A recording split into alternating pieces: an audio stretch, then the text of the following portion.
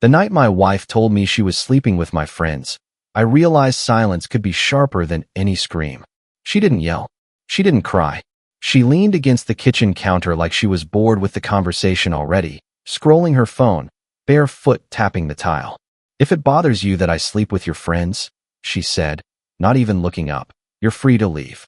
A thin smile. Practiced. "They'll be happy you're gone." That was it. No apology. No denial. No attempt to soften the blow. Just a statement, clean and cruel, like a doctor reading a fatal diagnosis off a clipboard. I looked at her the way you look at an X-ray. No emotion, just recognition of where the fracture runs and how deep it goes. "Okay," I said. That single word ended our marriage. She just didn't know it yet. Her name is Lauren. We'd been married 11 years. Suburban house in Ohio. Barbecues. Holidays. Inside jokes that once meant something. From the outside, we were boring in the safest possible way. From the inside, something had been rotting for a while. The signs were there. They always are. Late nights that didn't add up. Phone locked like a vault. Sudden obsession with the gym. New underwear. A laugh she didn't bring home anymore. She started calling me dramatic whenever I asked where she'd been. Gaslighting so casual, it almost felt polite. The worst part wasn't that she cheated. It was who? Men I trusted. Men who sat at my table. Guys I'd known since college. Mark, Ethan, Kyle. I'd toasted their promotions. Held their kids. Lent them money without contracts. They looked me in the eye, shook my hand, and then went upstairs with my wife when I wasn't home. And Lauren lied. Constantly. Effortlessly. Like breathing. She lied about where she was. She lied about who she saw. She lied even when the truth would have been easier. I once found a receipt in her jacket pocket. Hotel bar. Tuesday afternoon. She laughed when I showed her. "You're imagining things," she said. "God, you've gotten paranoid." That was her favorite word for me. Paranoid. Not hurt. Not suspicious. Paranoid. Like I was unstable for noticing my life collapsing. The night she finally said it out loud, "I sleep with your friends," I didn't feel rage. I felt something colder. Like a switch flipping off. Like my body decided emotions were a liability. I didn't argue. I didn't demand names. I didn't threaten divorce. I didn't even leave the house. I stayed. And I watched. They kept coming over. Sitting on my couch. Drinking my whiskey. Laughing too loud. Some avoided my eyes. Some were too confident. Men who believe familiarity is armor. I didn't memorize their excuses. I memorized their reactions. Who flinched when Lauren touched them in front of me. Who smiled a second too late. I stopped thinking of them as people. That made everything easier. Lauren thought she'd won. She strutted through the house like someone who'd beaten the system. She stopped hiding. Started daring me to react. She wanted a fight. She wanted me loud and messy so she could paint herself the victim. I gave her nothing. Because people rush revenge when they're bleeding. I wasn't bleeding. I was empty. And emptiness is patient. Silence scared her more than anger ever could. Lauren started pushing harder once she realized I wasn't reacting. She needed resistance, something to justify what she'd done. When I didn't give it to her, she escalated. That's what people like her do when they're no longer in control of the narrative. She came home later. Louder. Meaner. "You don't even care anymore," she snapped one night, tossing her purse onto the table. What kind of man doesn't fight for his wife? I almost laughed. Almost. Instead, I said, "I'm listening." That irritated her more than yelling would have. She wanted chaos. I gave her calm. She paced the kitchen, poured herself a drink, didn't offer me one. "You've changed," she said. "You're cold. It's creepy." That was rich, coming from someone who slept with my friends and called it honesty. She started rewriting history.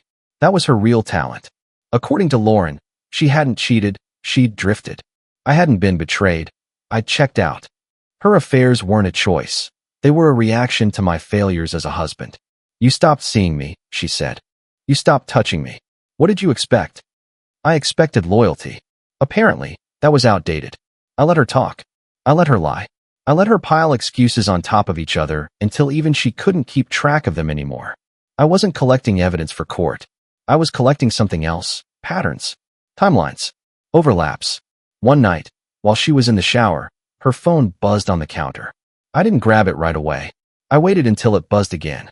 "Mark, same place as last time?" "Lauren, yeah. He's home tonight." "Be quiet." There it was. No poetry. No romance. Just logistics. I scrolled. Not because I needed proof, but because I needed to see how deep it went. There were threads with Ethan, with Kyle, with names I didn't recognize yet. Jokes about me. Screenshots of my texts, mocked. One message hit harder than the rest. He's so predictable. He won't do anything. That one stayed with me. When she came out of the shower, towel wrapped around her like nothing in the world was wrong, I handed her the phone. She froze. Not shocked. Not embarrassed. Annoyed. You went through my phone? She said, offended, like I'd committed the real crime. I listened, I replied. She sighed. Actually sighed. Sat down. Okay, she said. Yes. I've been with them. Not just once. Are you happy now? No remorse. No shame. Just irritation at being exposed. They make me feel alive, she added. And before you say anything, no, I'm not stopping. That was the moment something locked into place inside me. She wasn't confused. She wasn't lost. She wasn't sorry. She was cruel. And cruelty doesn't negotiate. I could leave, she continued. But I don't want to. This is my house too. If you can't handle it, that's on you. She leaned forward, eyes sharp. Don't pretend you're some saint. You're just weak. That was the word she chose. Weak. I nodded slowly, like I was agreeing with her. Like I was learning. Inside, I was done pretending she was my wife. From that point on, she was a variable. A risk factor. Something to manage. I slept in the guest room that night. Not because I was hurt, because I needed space to think. To plan. To strip emotion out of the equation. Because justice isn't loud. It's precise. I started keeping a second life inside my head. On the surface, nothing changed. I went to work. Paid bills. Took the trash out. Asked Lauren if she wanted anything from the store. The routine stayed intact, because routine is camouflage. People confess when they think they're safe. Monsters get sloppy when they believe they've already won. Lauren got sloppy fast. She stopped deleting messages. Stopped caring who saw what. She'd take calls in the open now, voice low but not careful. She wanted me to hear just enough to hurt. It was deliberate. Performative. One night she laughed into the phone and said, "Relax. He's not that guy." I was standing 10 feet away, washing a plate. Not that guy. I realized something important then. She didn't just betray me. She reclassified me. In her mind, I'd gone from husband to furniture. Useful, silent, replaceable. A background object that existed to fund and stabilize the chaos she enjoyed. That clarity was a gift. I began mapping everything. Not obsessively. Calmly. Like an auditor reviewing accounts. Who came over? Who stayed late? Who parked down the street instead of the driveway? Mark was careless. Too comfortable. He still called me bro. Ethan was nervous. Overcompensated with jokes. Kyle avoided eye contact entirely. Guilty men do that when they know you're watching. There were others. Always are. Lauren liked variety. She liked knowing she could take something that wasn't hers and leave damage behind. That was the point. Sex was just the delivery system. The betrayal hit hardest in quiet moments. When I'd remember teaching Mark to drive stick. When I remembered Ethan crying in my garage after his dad died. These weren't strangers. These were men who'd looked me in the eye and decided I didn't matter. I stopped asking why. Why is the question of people who still hope for repair. I asked how instead. How did they overlap? How often? How far did it spread? Lauren gave me answers without realizing it. She bragged. Not directly. She wasn't that honest, but through contempt.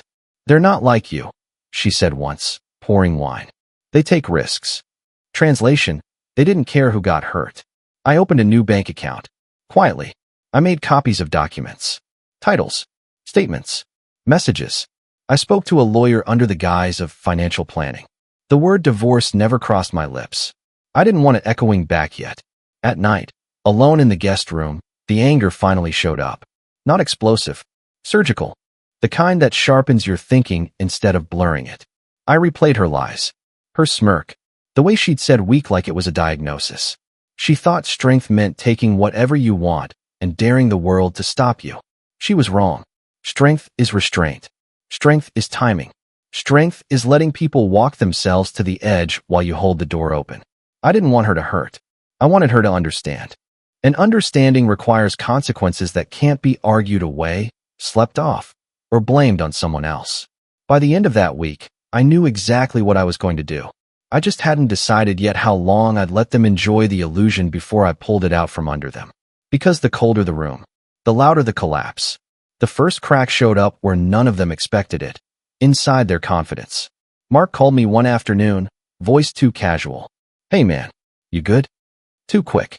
Too rehearsed. Why wouldn't I be? I asked. Pause. A breath he thought I wouldn't hear. Lauren's been intense lately, he said. Just checking in. Checking in. That's what rats do when the ship starts making noises. I'm fine, I said. You sound stressed. He laughed, but it landed wrong. Yeah. Work stuff. Work. Sure. That night, Lauren came home irritated. Not drunk. Not flirty. Irritated in a tight, coiled way that told me something hadn't gone according to plan. They're acting weird, she said, dropping her keys. Your friends. I didn't look up from my laptop. Weird how? She hesitated. Just a second. Long enough. Jumpier. Paranoid. Like they think someone's watching. I closed the laptop slowly. Met her eyes. Maybe they should be. Her face tightened. What's that supposed to mean? It means people who lie a lot eventually forget which version they told whom. I said. That can make anyone nervous. She studied me then. Really studied me. For the first time in weeks. Like she was checking to see if I'd grown teeth while she wasn't looking. You're being cryptic on purpose, she said. It's annoying. Good. She started sleeping less. Checking her phone constantly. Asking questions she'd never cared about before. Did you talk to Mark today? Have you seen Ethan lately? Kyle hasn't texted me back. Did he say anything to you? I answered everything with the truth. That was the beauty of it. I didn't need to lie anymore. No, not really. Didn't mention you. Truth, selectively applied, is lethal. A few days later, Ethan showed up at the house unannounced. That alone told me everything. He stood on the porch like a man waiting for a verdict. Hey, he said. Lauren here. She's out. I replied. You can come in if you want. He didn't. He stayed planted, hands shoved into his jacket pockets. I just wanted to say, things are complicated, he began. I nodded. They usually are when people complicate them. He swallowed. Look, whatever's going on between you and Lauren. Stop, I said calmly. You don't get to frame this as confusion. His eyes flickered. Fear. Finally. I didn't plan for it to happen, he said. It just did. I smiled. Not wide. Not friendly. Just enough. That's funny, I said. Because every message you sent her looks very planned. He went pale. You read her phone? He asked. No, I said. I listened. That word again. He left without another sentence. Drove off too fast. Didn't look back. That night, Lauren accused me of turning them against her. You're poisoning them, she snapped. You're playing some sick game. I met her anger with boredom. If they're scared, that's not on me. You're enjoying this, she said. No, I corrected.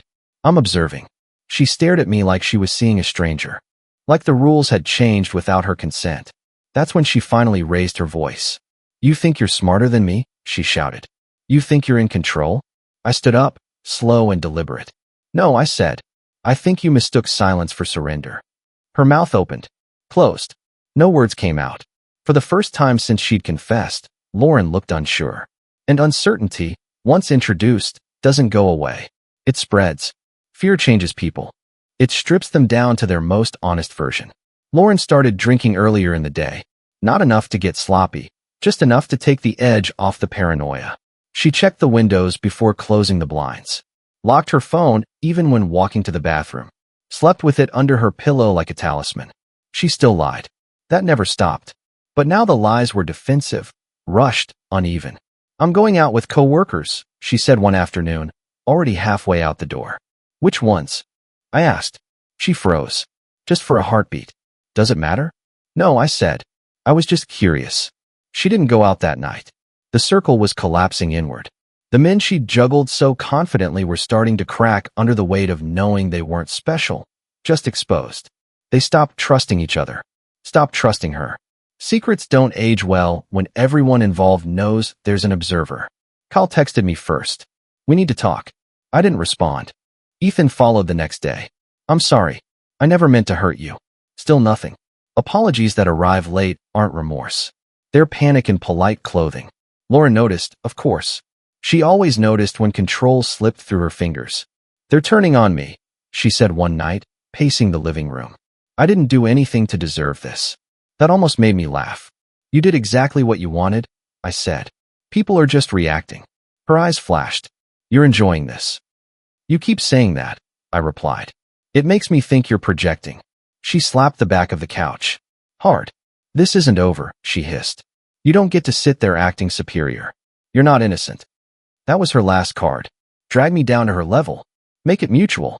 Make it messy. I leaned forward. You're right, I said. I'm not innocent. Her lips curled. Finally, the truth. I'm intentional, I finished. That shut her up. That night, I slept better than I had in months. The next morning, Mark called again.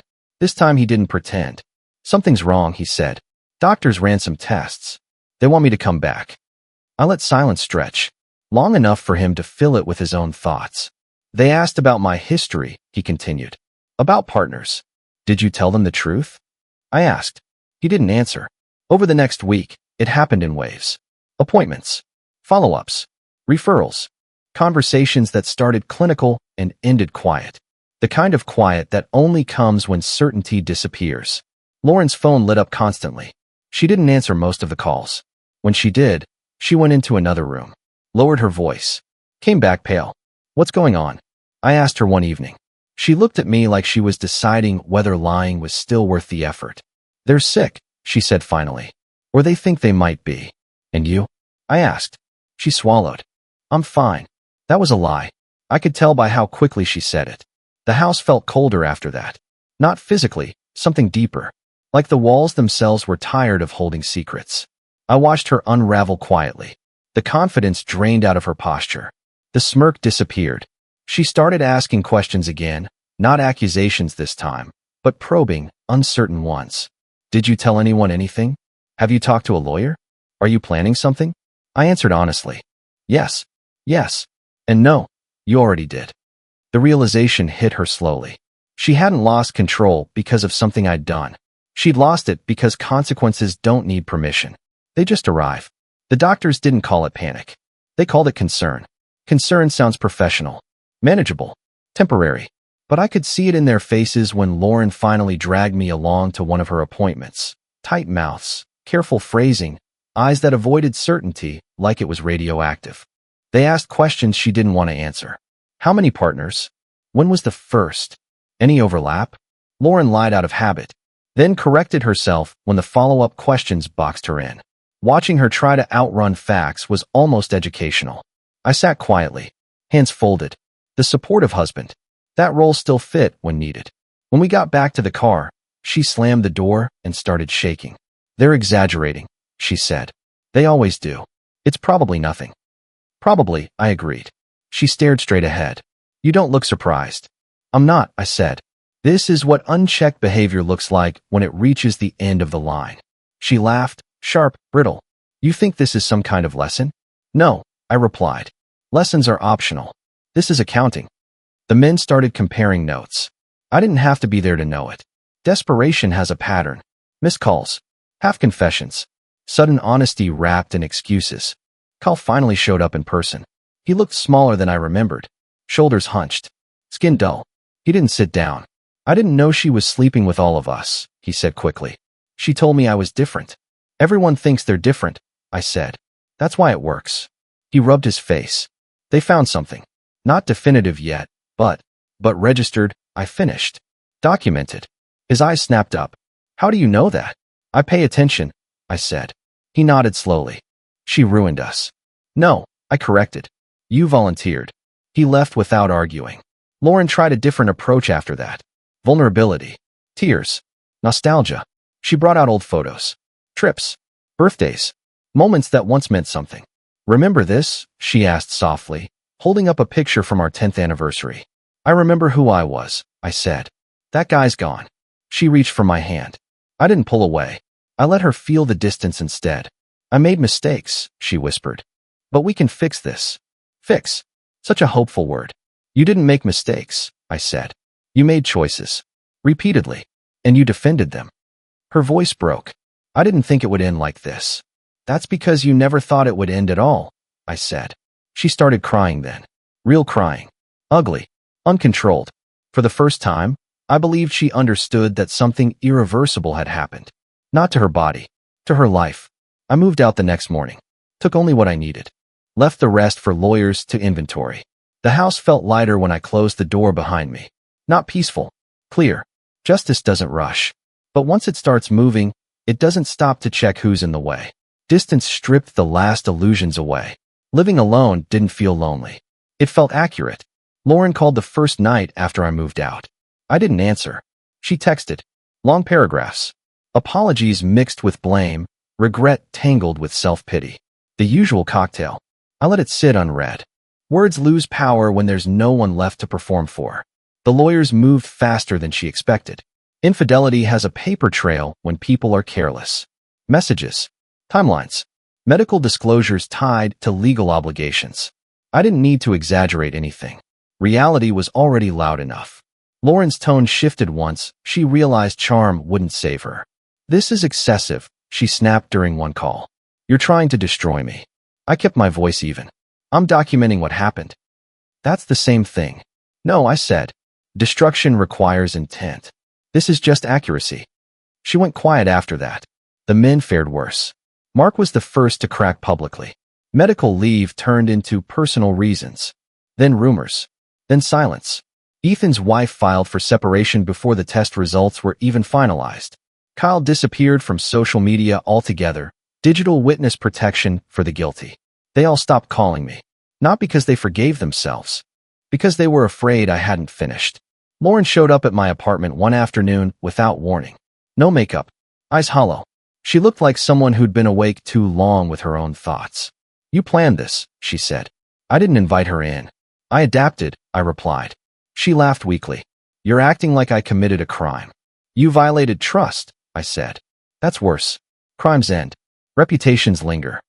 She stepped closer. I loved you. I believed she believed that. It didn't matter. You loved how I made you feel safe, I said. Then you used that safety to hurt me. Her jaw trembled. Say something human. Yell. Tell me you hate me. I shook my head. Hate keeps people connected. She flinched like I'd slapped her. The divorce settlement came through a week later. Clean. Precise. No dramatic courtroom scenes. Just signatures and consequences. The judge barely looked up when he stamped it. This wasn't a tragedy to him. Just another file. Lauren lost the house. Lost the circle. Lost the version of herself that believed she could take without paying. As she left the courtroom, she looked back at me one last time. Searching for something. Anger, satisfaction, pain. I gave her nothing. Because the cruelest thing you can do to someone who feeds on reaction is deny them the evidence that they ever mattered in the end.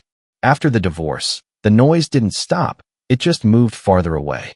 I heard about them the way you hear about storms in other states. Secondhand. Muted. Still destructive. Mark tried to come back first. Not to me, back to normal. He failed. Medical records have a way of following you. So do whispers. HR called it risk management. His wife called it unforgivable. He moved out of town without telling anyone where. Ethan drank. That one didn't surprise me. Men who rely on charm collapse when charm stops working. His marriage ended quietly. No accusations. No screaming. Just paperwork and a house that sold too fast. Kyle sent one last message. I hope you can forgive me. I deleted it without replying. Forgiveness implies balance. We didn't have that. Lauren spiraled slower, but deeper. She lost friends who'd once cheered her recklessness. Women like confidence until it starts attracting consequences. She tried to rebrand herself. New hair, new social circle, vague posts about healing and toxic pasts. No one asked for details. People rarely do when they're afraid of hearing their own reflection. She called me once, late. Voice thin. Controlled in that way people get when they're barely holding the line. I don't recognize my life anymore, she said. That's because it was built on denial, I replied. She exhaled shakily. Do you feel better now? I thought about that. About the nights I lay awake cataloging betrayal like inventory. About the cold focus that replaced grief. About the silence that followed when everything finally stopped burning. I feel accurate, I said. She hung up without saying goodbye. I didn't block her. I didn't need to. She stopped calling on her own. Reality does that. It teaches people when access is gone. Months passed. The anger thinned. Not faded, thinned. Like scar tissue. Stronger where it healed, numb where it didn't. People asked how I was doing. I gave them the truth. Better than before. Because before, I was married to a lie that smiled at me every morning. Now I woke up alone, honest, unobserved. Justice didn't feel triumphant. It felt quiet. Final. And for the first time since Lauren opened her mouth and told me who she really was, I believed her. That was enough. I ran into Lauren at a coffee shop 6 months later. I didn't recognize her at first. Hair grown out, a scarf tied around her neck, eyes darting as if the world could bite. She looked smaller. We'd been the same size once, two people holding a home together. Now she looked like a shadow of someone who'd gambled with fire and lost. She saw me immediately. Recognition hit, sharp and bitter, like a knife grazing bone. Her lips pressed into a thin line.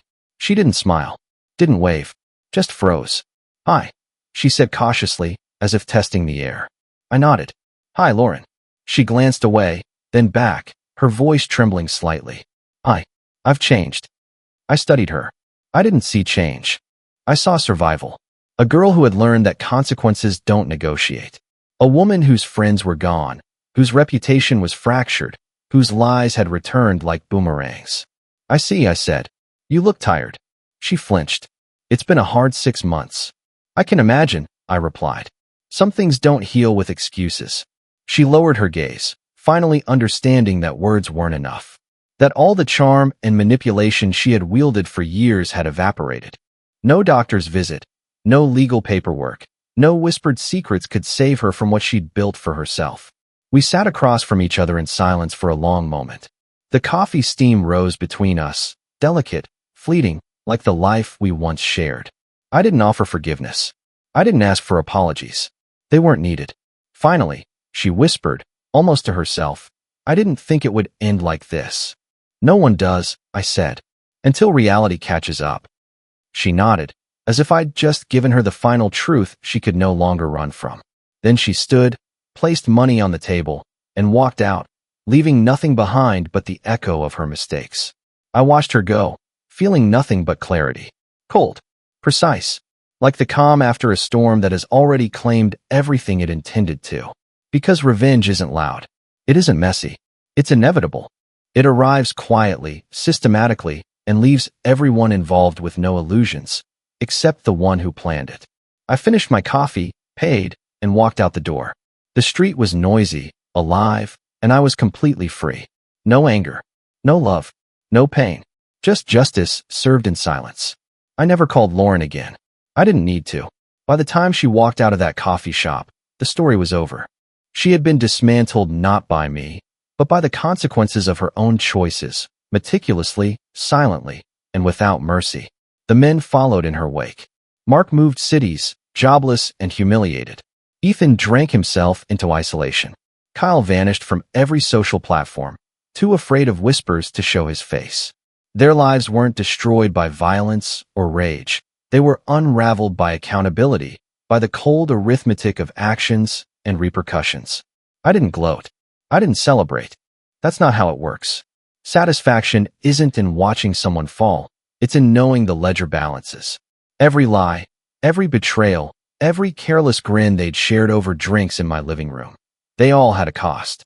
I simply made sure the books were closed. My life moved forward quietly. I rebuilt, carefully, without illusion. I didn't rush love, I didn't trust easily, and I never allowed someone else to make me a fool again. I learned that silence could be sharper than any scream, patience stronger than any rage, and precision far deadlier than blind vengeance. Sometimes I see Lauren in my dreams. Not smiling, not angry, just empty. And I remember the lesson. Cruelty and selfishness always carry a price. The world doesn't always punish loudly, but it is always fair in its own way. I don't tell this story to scare people. I tell it to remind them. Betrayal leaves tracks. Lies have echoes. And sometimes, the coldest, quietest person in the room is the one who waits until everyone has fallen into their own traps. I am that person now. I survived. They didn't. And in that survival, there is truth. There is clarity. There is justice. Because in the end, the only thing more permanent than betrayal is the reckoning that always follows.